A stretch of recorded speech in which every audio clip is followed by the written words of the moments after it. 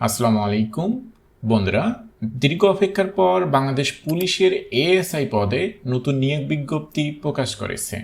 এখানে কিন্তু সকল জেলার পুরুষ ও মহিলা প্রার্থীগণ এইচএসসি পাশে আবেদন করতে পারবেন। আবেদন কবে থেকে শুরু হবে এবং আবেদন করতে কি কি শিক্ষাগত যোগ্যতার প্রয়োজন হবে এবং শারীরিক যোগ্যতার কি প্রয়োজন হবে, মাঠ কোথায় হবে, কোন কোন জেলার প্রার্থী কতজন নেবে, আবেদন ফি কত টাকা, বিস্তারিত এই ভিডিওতে আলোচনা করা হবে। আপনারা যারা এএসআই পদে যোগদান করতে চান অবশ্যই ভিডিওটা শেষ পর্যন্ত দেখবেন। বন্ধুরা, আপনাদের যাদের ভি করে দাঁড়ালে দুই হাঁটু লেগে যায়, তারা এই সমস্যার কারণে কখনোই ডিফেন্সে যোগ দিতে পারবে না।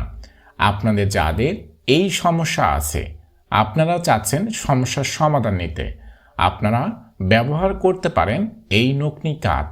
এই কাঠ ব্যবহার করে মাত্র 25 থেকে 30 দিনের ভিতরে আপনার এই হাঁটু ফাঁক হবে। এটা কিন্তু গ্যারান্টি সহকারে আপনাকে দেওয়া হবে।